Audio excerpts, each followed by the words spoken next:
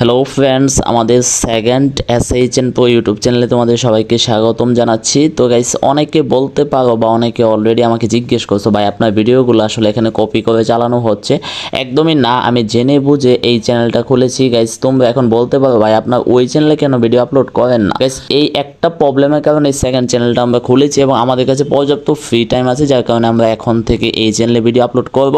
এবং আমাদের পুরাতন সাবস্ক্রাইবার যারা রয়েছে এই চ্যানেলটাকে অবশ্যই সাবস্ক্রাইব করে দেবা। আমাদের আসল যে চ্যানেলটা SHN Pro গেমিং, তো ওইখানে কিন্তু স্ট্রাইক থাকার কারণে আমাদের ওইখানে ভিডিও আপলোড করতে দেওয়া হচ্ছে না, তাই এই চ্যানেলটা খোলা। গাইস, আমরা বাড়তি কথা একদমই বলবো না, আশা করি এখানে ইম্পর্টেন্ট অনেক টপিক তোমরা পেয়ে যাবে। ভালো হয়েছে। তো গাইস, আজকে যে প্রবলেমটা নিয়ে কথা বলবো, এটা বর্তমানে প্রায় 60 থেকে 70% যারা DLS ইউজার রয়েছে তাদের এই প্রবলেমটা রয়েছে। মানে লং পাসে একদমই গোল খাওয়াটা বাজে অভ্যাস হয়ে গেছে। এবং এই যে গোলটা, এটা মূলত আমি নিজেও খেয়ে থাকি। মানে আজকে ফুল প্রুফ সহ যে কিভাবে আসলে এই গোলটা হয়ে থাকে এবং এটা প্রতিকারটা কি সেটা দেখিয়ে দেওয়ার চেষ্টা করবো। আর থাম্বনেলে তো দেখতেই পারলাম, আমি এমন দুইজন ডিফেন্ডারকে তোমাদের দেখিয়েছি যেখানে কলিবালি এবং রাফায়েল বাগান দুইজনই কিন্তু গেমে নেই, মানে দুইজনে রিমুভ, দুইজন ডিফেন্ডার। সো তাদেরকে তোমরা চাইলেও এখন আর গেমে নিতে পারবে না, বাট যাদের এখানে আছে তাদেরকে ইউজ করে খুব ভালো একটা সার্ভিস পেয়ে যাবা।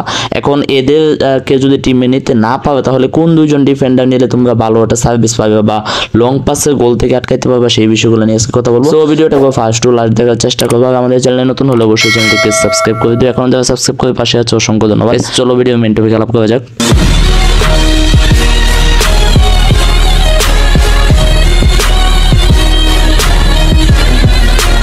লং পাস নিয়ে মূলত তোমাদের কিছু কমেন্ট ছিল এবং সেই কমেন্টে মোটামুটি একটা রেসপন্স ছিল, যার কারণে এটা বানানো। সিফাত ভাইয়ের কমেন্ট ছিল যে ভাই DLS 25-এ অনেক প্লেয়ার সি দিয়ে খেলে, ওইভাবে খেললে প্লেয়ারের হেড কাজ করে না, এভাবে অনেক ভুয়া গোল খাই। এখন কিভাবে খেললে আমি ম্যাচ উইন হতে পারবো? এটা কি DLS 25-এ কোনো গ্লিচ নাকি? প্লিজ রিপ্লাই দিন। এটা কোনো গ্লিচ না, বাট এই সিস্টেমটা সব থেকে খারাপ একটা সিস্টেম। মানে প্লেয়াররা কিন্তু আসলেই ডোজ খেয়ে যায়। মানে আচ্ছা, আমি ভিডিওতে ওই বিষয়টা সুন্দরভাবে বুঝিয়ে দেবো। আরেকটা ইনবক্সে মেসেজ দিয়ে এক ভাই বলছিল যে এই সেম প্রবলেমের কথা, এটাও আমরা তোমাদেরকে দেখিয়ে দিলাম। তো তোমাদের এই প্রবলেমগুলো এভাবে কিন্তু আমাদের কাছে জানালে আমরা খুব ভালো একটা সলিউশন দেওয়ার চেষ্টা করি।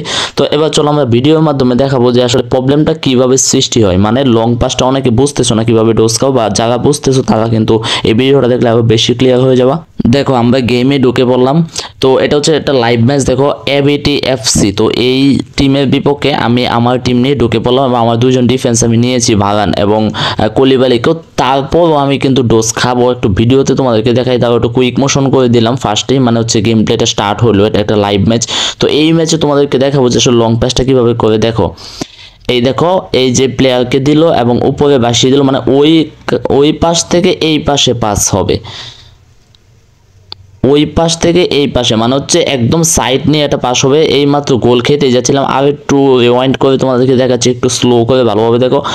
মানে যখন তোমাদের লং পাসগুলো দিবে, মানে ডিফেন্ডার কোনোভাবেই তাকে আটকাতে পারবে না। আমরা একটু জুম করে দেখাই। এই দেখো, আমার রাফায়েল বাগান দেখো, এই লং পাসটা আটকাতে গিয়ে সে সামনে চলে গেছে এবং এই যে হল্যান্ড স্ট্রাইকার ওকে ছেড়ে দিয়েছে। এরকম আরেকটা পাস আমরা একটু পরে তোমাদেরকে দেখাচ্ছি এবং একটুর জন্য কিন্তু গোল খায়নি, বলতে পারো যে বার পোস্টে বেজে গেছে।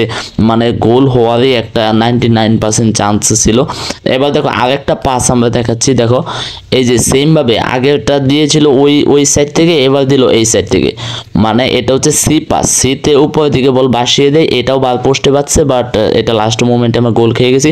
আমরা একটু রিওয়াইন্ড করে স্লো করে তোমাদেরকে আমরা দেখাবো। দেখো, এই দেখো, সিতে প্রেস করে বলটা কিন্তু উপরের দিকে দিয়েছে এবং এইখান থেকে আরেকটা হেড করে ওই দিকে দিয়েছে। বাট আমার ডিফেন্ডার কিন্তু স্ট্রাইকারের পিছনেই ছিল, কিন্তু কোনোভাবেই কিন্তু এই স্ট্রাইকারকে আটকাতে পারেনি। দেখো, সামনের দিকে চলে আসছে। ভাই যেটা কমেন্টে বলছিল যে ভুয়া গোল, এটা কিন্তু আসলেই একটা ভুয়া গোল। মানে হচ্ছে এই গ্লিচটা কোনোভাবে আটকাতে পারছি না। দেখো, ডিফেন্ডার পিছনে থাকা সত্ত্বেও কিন্তু স্ট্রাইকারকে কোনোভাবে আটকাতে পারি না এই গোলটা থেকে। তো এখান থেকে পরিত্রাণ পাওয়ার কিছু উপায় রয়েছে। মানে হচ্ছে তুমি খুব ভালোভাবে অ্যাটাকিংভাবে তোমার নিজের মতো করে গেম প্লে করতে হবে। আর ডিফেন্সিভটা কিভাবে করবে সেটা আমরা এখন বলে দিচ্ছি। দেখো, প্রথমেই তোমাদেরকে ফরমেশনটা ঠিক করে নিতে হবে, যে ফরমেশন সবচেয়ে স্বাচ্ছন্দ্য বোধ করে ওইটা নিবা। এরপরে উপরে বেস্ট 11-এ 4-3-3 এটা ক্লিক করে ওকে করে দিবা। দেখবা যে কোন 11 জন আসে।